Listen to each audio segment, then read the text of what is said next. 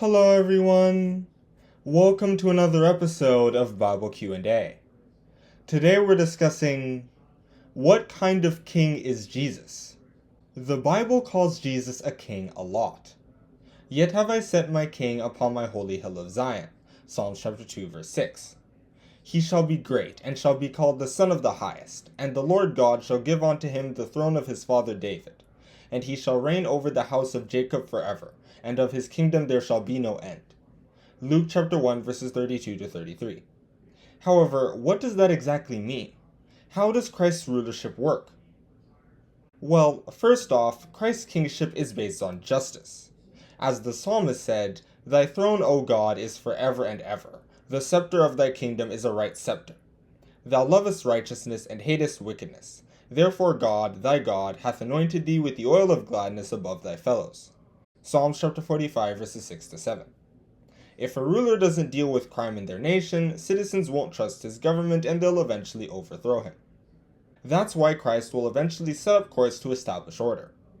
As it was said in John, "For as the Father hath life in himself, so hath he given to the Son to have life in himself, and hath given him authority to execute judgment also, because he is the Son of Man." John chapter 5 verses 26 to 27. Christ is also a humble ruler. The author of Hebrews said, "For verily he took not on him the nature of angels, but he took on him the seed of Abraham. Wherefore in all things it behooved him to be made like unto his brethren, that he might be made a merciful and faithful high priest in things pertaining to God, to make reconciliation for the sins of the people." Hebrews chapter 2 verses 16 to 17. With certain exceptions, politicians like to show themselves helping average citizens and promise to aid the poor because people want rulers who know what it's like to live like them. It's just that Christ is actually humble, and he hasn't turned around and abandoned his former peers on earth now that he's king, unlike certain politicians. However, given that no man can run a country alone, Christ made sure that his ministers also learn to serve the people rather than exploit them. He said in Matthew, "The kings of the Gentiles exercise lordship over them, and they that exercise authority upon them are called benefactors. But ye shall not be so. But he that is greatest among you, let him be as the younger, and he that is chief as he that doth serve." Luke chapter 20 verses 25 to 26. That's why the church was so decentralized. It's hard to rise up the ladder in the church when it is merely a bunch of families meeting in somebody's house. Most importantly though, Jesus wasn't power hungry.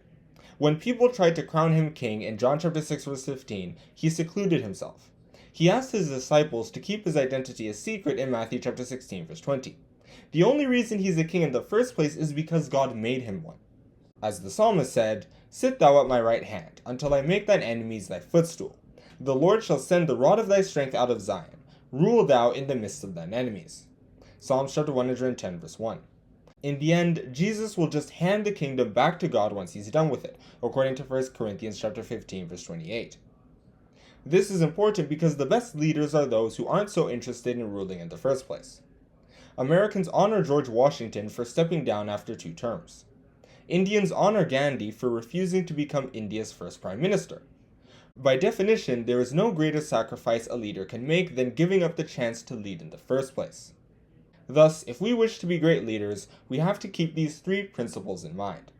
We must treat people fairly and tell the difference between those who wish to hurt and those who wish to heal. We must accept that we're human, like everyone else.